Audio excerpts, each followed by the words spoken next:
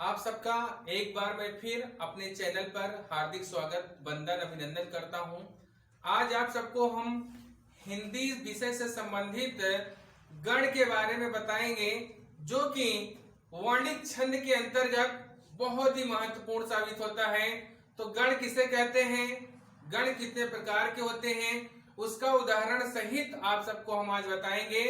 और आप लोग ध्यान से ये जितने भी प्रश्न आज हम बताएंगे आप लोग समझिए, जिससे कि आपको जब हम वर्णिक छंद बताएं तो आपको बिल्कुल एक एक पॉइंट आपके समझ में आ जाए। अगर ये आप नहीं जानेंगे तो निश्चित रूप से वर्णिक छंद के अंतर्गत जो परिभाषा होगी, आप उस परिभाषा को और वर्णों के अंतर्गत जो भी गण होते हैं उनको निकालना आप नहीं सीख पाएंगे। तो आप सब आज के इस वीडियो को बहुत ही ध्यान पूर्वक पढ़ें, समझें और याद कर लें। तो सबसे पहले आज हम आपको बताएंगे कि गण किसे कहते हैं। तो आप लोग लिखिए हेडिंग गण। गण आप लोग हेडिंग लिखिए। हम आपको सुविधा के लिए पहले ही लिख दिए हैं, जिससे कि ज्यादा टाइम न लगे। गण किसे कहते हैं, इसकी परिभाषा है तीन वर्णों के योग से बने हुए शब्द को गण कहते हैं। बहुत ही सिंपल सी परिभाषा है, तीन वर्णों के योग से बने हुए शब्द को गण कहते हैं। गण क्या है, जो तीन शब्द से, तीन वर्ण के योग से मिलके बनता है। अब जैसे ये हो गया, उदाहरण के लिए हम आपको बता रहे हैं यशोदा। इसमें कितने शब्द हैं, कितने वर्ण हैं? एक वर्ण या हो गया, एक वर्ण सो हो गया और एक वर्ण दा हो गया। तो एक और ये एक और ये एक दो तीन, ये जो यशोदा है ये क्या कहलाएगा? गण, क्योंकि यह तीन वर्णों के योग से मिलकर के बना है। तो अब आप समझ गए होंगे कि गण किसे कहते हैं।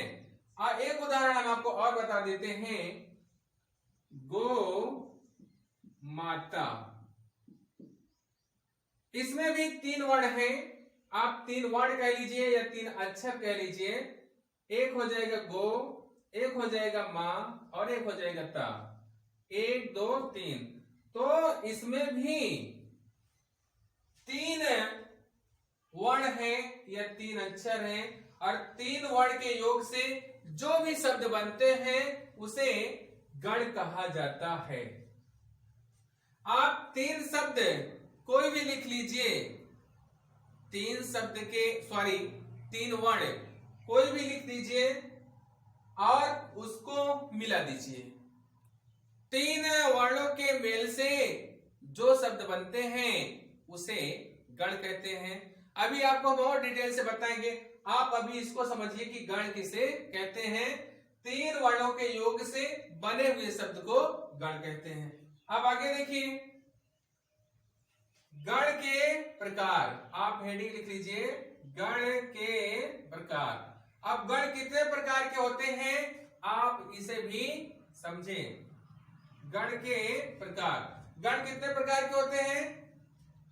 गण 8 प्रकार के होते हैं। अगर गण की हम बात करें तो गण 8 प्रकार के होते हैं। और कौन कौन से हैं उसको भी आप समझें। नंबर 1 है यगण। पहला क्या है? यगण। दूसरा क्या है? मगण। तीसरा क्या है? तगड़। चौथा क्या है? रगड़। पांचवा है जगड़। छठा है भगड़। सातवां है नगड़। आठवां है सगड़। तो ये कुल मिलाकर के गण 8 प्रकार के होते हैं। आपको भी हम यहां पर लिख के बता भी दे रहे हैं। आप ध्यान दीजिए, इसका एक सूत्र है और सूत्र बहुत ही महत्वपूर्ण है। अगर आप सूत्र याद कर लेंगे तो गण को निकालना एकदम आसान हो जाएगा। तो आप लोग सूत्र देखें, ये एक सूत्र है, यहां पर लिखे हैं हम, या माता राज भानस लगा। ये सूत्र है, इसको हम तोड़ के पढ़ेंगे। या माता राज भानस लगा। अगर इस सूत्र को आप अच्छे से याद कर लिए तो आपको गणों को निकालना किसी प्रकार की कोई परेशानी नहीं होगी। अब आप ध्यान दें कि यगण किसे कहते हैं। अगर पूछे कोई कि यगण किसे कहते हैं तो आप क्या बताएंगे। और ये भी पूछ लिया कि यगण के अंतर्गत एक शब्द आप लिख के दिखाइए, तो आप उस शब्द को कैसे बताएंगे और कैसे लिखेंगे। तो बहुत आसान तरीका है, यगण के अंतर्गत कोई शब्द को बताना। तो यगण के अंतर्गत कोई शब्द आपको बताना है, तो इसके लिए आप कुछ मत करिए। ये जो आपका सूत्र है, या माता राजभानस लगा, इसी सूत्र को याद कर लीजिए और या जहां से शुरू होता है वहां से लेकर के 3 अक्षर आप लिख लीजिए, या माता। अब यहां पर आप देखिए, या माता, ये 3, या माता, ये 3 अक्षर हम निकाल लिए। अब इसी 3 अक्षर को हम क्या काम करेंगे कि जिस अक्षर में जिस तरह की मात्रा है, अगर यहां पर हास स्वर है तो एक अक्षर यहां हम लिखेंगे हास। फिर यहां पर म में दीर्घ स्वर है, तो जो भी दूसरा अक्षर लिखेंगे उस पे हम ऐसा स्वर लिखेंगे कि दीर्घ स्वर हो। तीसरा भी एक अक्षर ऐसे लिखेंगे जिस पर दीर्घ स्वर हो, यानी कि बड़ा। आप ध्यान दीजिए, या माता 3 अक्षर ऐसा होना चाहिए कि पहले वाले अक्षर में हास स्वर हो, दूसरे में दीर्घ स्वर हो और तीसरे में दीर्घ स्वर हो। तो ये आपका एक शब्द बन गया। पहले में हास स्वर है, दूसरे में दीर्घ है, तीसरे में भी दीर्घ है। और एक बात सुनिए, हास स्वर का जो पहचान है, जो चिन्ह है, वो होता है इस तरह से। जैसे 1 लिखते हैं या पूर्ण विराम हिंदी का लिखते हैं, हिंदी का पूर्ण विराम जैसे होता है, वैसे गण के सूत्र की पहचान है कि हास स्वर का सूत्र होता है पूर्ण विराम की तरह। और दीर्घ स्वर जैसे कैपिटल लेटर का इंग्लिश का यस होता है, उस तरह होता है। और इसमें भी दीर्घ स्वर है तो इसमें भी कैपिटल लेटर का। ये हमारा हो गया या यगण। यगण के अंतर्गत अगर आपको कोई भी पूछता है कि कोई शब्द बताइए, तो आपका शब्द हो जाएगा यशोदा। और इसको लिखने के लिए आपका आसान तरीका यह है कि यगण पूछ रहा तो या से लेकर के 3 शब्द आप आगे, 3 अक्षर आगे वाला लिख दीजिए। या ग अड़, मतलब कि या ग अड़े, यहां तक 3 अक्षर आ रहा है तो या लिख देंगे, म लिख देंगे, ता लिख देंगे। और उसके बाद इसमें हम देख लेंगे कि पहले में दीर्घ स्वर है कि हास्य स्वर है, दूसरे में दीर्घ स्वर है कि हास्य स्वर है, तीसरे में दीर्घ स्वर है कि हास्य स्वर। उसी के अनुसार हम अपना शब्द लिख देंगे। अब उम्मीद करते हैं कि ये यगण आपके समझ में आ गया होगा।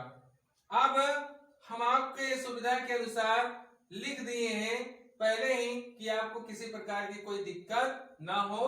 तो देखिए, यगण, यहां पर आप ध्यान दें, यगण के अंतर्गत क्या क्या आ सकता है। तो पहला या, फिर म, फिर ता। यहां हम लिख दिए हैं या म ता। ठीक भैया, ये उम्मीद करते हैं कि समझ में आ गया हो।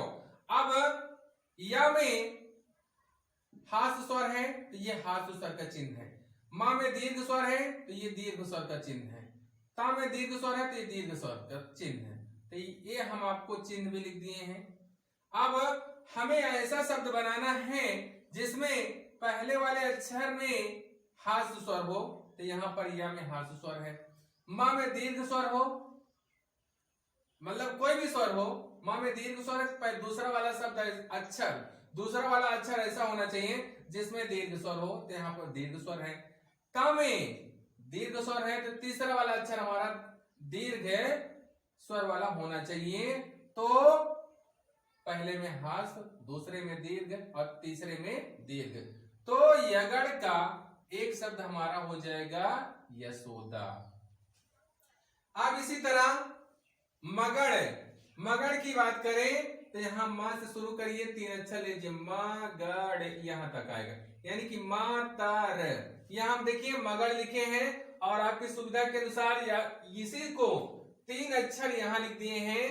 मगड़ के अंतर्गत क्या आ जाएगा, मातारा, यानी कि तीनों अक्षर हमारे दीर्घ स्वर वाले होंगे। यहां भी दीर्घ स्वर है, यहां भी दीर्घ है और यहां तीनों है। तो अब हम ऐसा शब्द लिखेंगे जिसमें तीनों अक्षर में, तीनों वर्ण में दीर्घ मात्राएं हो। तो मगड़ के अंतर्गत हमारा क्या शब्द आ जाएगा, गो माता। हाँ, इस बात का आप ध्यान दें, कोई जरूरी नहीं है कि यशोदा अकेले ही होगा यगड़, बहुत से शब्द हैं, आप कोई भी शब्द लिख सकते हैं 3 अक्षर वाले, जिसमें पहले में हास्य हो, दूसरे में दीर्घ हो और तीसरे अक्षर में भी दीर्घ हो। उसी तरह से मगड़ में भी पहला वाला अक्षर दीर्घ होना चाहिए और दूसरा भी दीर्घ होना चाहिए और तीसरा भी, कोई भी हो सकता है, कोई जरूरी नहीं कि गो माता ही हो, कोई दूसरा भी आप लिख सकते हैं। आप तीसरा देखिए तगड़, तो यहां से देखिए तगड़, पहले में बड़ा, दूसरे में बड़ा, तीसरे में छोटा, तो यहाँ तगड़ में तगड़, यहाँ वही वाली चीज यहाँ हम लिख दिए हैं। तो इसको हम आपकी सुविधा के लिए इसलिए लिखे हैं कि पहला वाला अक्षर बड़ा होगा, दूसरा वाला अक्षर भी बड़ा होगा और तीसरा वाला छोटा होगा। तो यहाँ पर देखिए दीर्घ, यहाँ पर भी दीर्घ और यहाँ पर हास्य। तो अब हम जो अपना शब्द लिखेंगे, पहला दीर्घ स्वर रहेगा, दूसरा दीर्घ रहेगा और तीसरा हास्य। तो ये, तो पहला दीर्घ आ हो गया, दूसरा दीर्घ का हो गया, तीसरा हास्य स्वर, तो ये हो गया आकाश। यानी कि तगड़ के अंतर्गत हमारा कौन सा शब्द बन सकता है, आकाश। इसके अलावा और भी हम लिख सकते हैं, कोई भी शब्द आप लिख सकते हैं जिसका पहला और दूसरा अक्षर दीर्घ हो और तीसरा हास्य हो। अब आ जाइए रगड़, रगड़ क्या माना जाएगा, रगड़, यानी कि रा जा भा, रा बड़ा रहेगा, जा छोटा रहेगा, भा बड़ा रहेगा। अब ये हो गया रगड़। रगड़ के अंतर्गत क्या आ सकता है भैया, तो रा बड़ा, जा छोटा है, भा बड़ा है। तो हमारा सूत्र क्या होगा, पहला बड़ा रहेगा, दूसरा अक्षर छोटा रहेगा, तीसरा बड़ा रहेगा। तो ऐसा शब्द हमें बनाना है जो कि पहला बड़ा रहे, दूसरा छोटा रहे, तीसरा बड़ा। तो हमारा शब्द क्या हो जाएगा, भारती। अब भारती ही नहीं, आप कोई भी शब्द बना सकते हैं जिसमें पहला अक्षर दीर्घ हो, दूसरा हास्य हो और तीसरा दीर्घ हो। अब हम आ जाते हैं जगड़ के अंतर्गत, तो यहां देखिए जा गड़, यानी कि जा भा और ना, भा बड़ा है, तो देखिए जा भा मा, यही चीज हम यहां लिखे हैं आपकी सुविधा के अनुसार। तो जगड़ के अंतर्गत आपके सूत्र में क्या बनेगा, जगड़ के अंतर्गत आपके सूत्र में क्या बनेगा, जभान, जा भा और ना, यानी कि जा छोटा, भा बड़ा और ना छोटा। तो हम क्या काम करेंगे, जो हम जगड़ के अंतर्गत शब्द लिखेंगे वो पहला अक्षर छोटा रहेगा, दूसरा बड़ा रहेगा, तीसरा छोटा रहेगा, यानी कि हमारा जो शब्द बनेगा वो हो जाएगा नवीन। अब नवीन के अलावा हम दूसरा भी लिख सकते हैं जिसमें पहला अक्षर छोटा हो, दूसरा दीर्घ हो और तीसरा छोटा हो, कोई भी हम लिख सकते हैं, उसमें कोई दिक्कत नहीं है। अब तीसरा है भगड़, भगड़ किसे कहते हैं, देखिए भागड़, यानी कि भा लिखेंगे बड़ा, ना छोटा रहेगा, सा छोटा रहेगा। तो यही चीज भगड़ के अंतर्गत हम लिखे हैं, भा बड़ा, ना छोटा और सा छोटा। अब हमारा जो सूत्र बनेगा, पहला बड़ा रहेगा, दूसरा छोटा रहेगा, तीसरा छोटा। अब हम ऐसा शब्द लिखेंगे जिसका पहला अक्षर बड़ा, दूसरा छोटा और तीसरा छोटा, यानी कि क्या बन जाएगा, धीरज। धीरज शब्द भगड़ के अंतर्गत आएगा, ये क्लियर है। अब हम धीरज के अलावा कोई भी शब्द ऐसा लिख सकते हैं जिसमें पहला जो शब्द हो, पहला जो अक्षर हो वो बड़ा हो, दूसरा छोटा हो, तीसरा छोटा हो। अब जैसे इसका हम एक उदाहरण आपको और दे रहे हैं जिससे कि आप समझ लें। शब्द है भोजन, भोजन।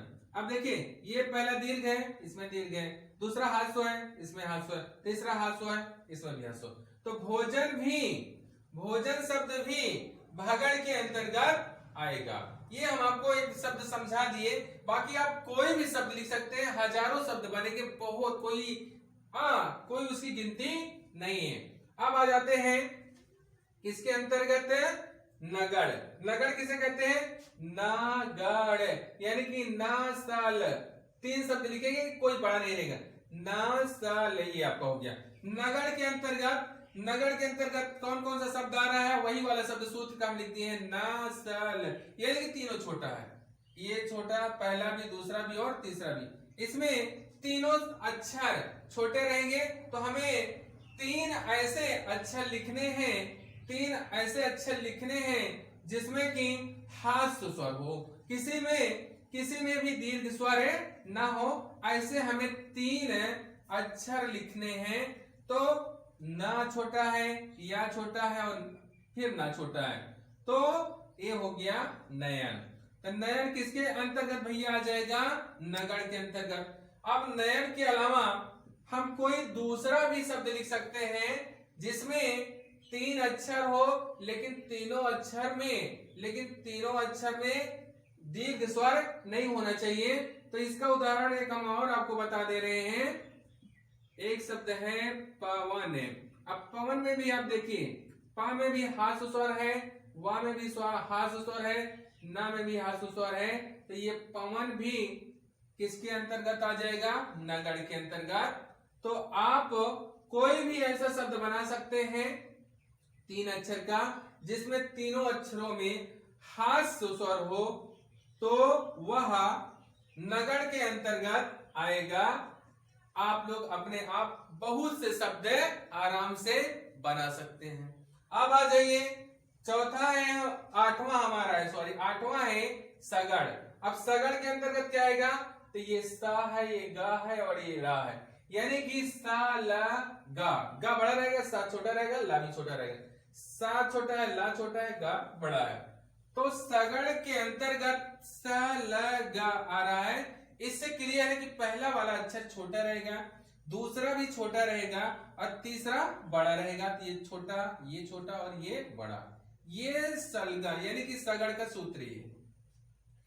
अब सगड़ के अंतर्गत हमें पहला वाला अक्षर छोटा लिखना है, दूसरा भी छोटा लिखना है, तीसरा अक्षर बड़ा लिखना है। तो पहला अक्षर छोटा, दूसरा छोटा और तीसरा बड़ा। तो शब्द हमारा क्या बन सकता है? सलमा। सलमा ये सगड़ के अंतर्गत आएगा। तो आप कोई भी शब्द ऐसा बना सकते हैं जिसमें 3 अक्षर हो, लेकिन पहला वाला अक्षर छोटा, दूसरा छोटा और तीसरा बड़ा, तो वह सगड़ के अंतर्गत आएगा। उम्मीद करते हैं कि आप सबके समझ में आ गया होगा। गण किसे कहते हैं, गण के कितने प्रकार होते हैं और किस गण के अंतर्गत क्या क्या सूत्र बन सकता है, किस सूत्र में दीर्घ मात्रा होती है, किसमें छोटी मात्रा होती है, यगड़ के अंतर्गत कौन सा शब्द होगा, मगड़ के अंतर्गत क्या होगा, तगड़ के अंतर्गत क्या होगा, रगड़ के अंतर्गत क्या होगा, जगड़ के अंतर्गत क्या होगा, भगड़ के अंतर्गत क्या होगा, नगड़ के अंतर्गत क्या होगा, सगड़ के अंतर्गत क्या होगा और इसके सूत्र क्या है। उम्मीद करते हैं कि आपके समझ में सभी बातें आ गई होगी। यदि आपके समझ में ना आई हो तो आप कमेंट करिए। लेकिन जो भी लोग हिंदी विषय पढ़ते हैं, अगर उनको वर्णिक छंद अच्छे से समझना है तो आपको आज जो भी बताई गई हैं, जो भी प्रश्न बताए गए हैं, जो सूत्र बताए गए हैं, इसको आपको निश्चित रूप से याद करने होंगे। और सबसे महत्वपूर्ण अगर बात करें तो सबसे महत्वपूर्ण इसका सूत्र है। ध्यान दीजिए, सूत्र क्या है? या माता राज भानस लगा। ये बहुत ही इंपॉर्टेंट सूत्र है।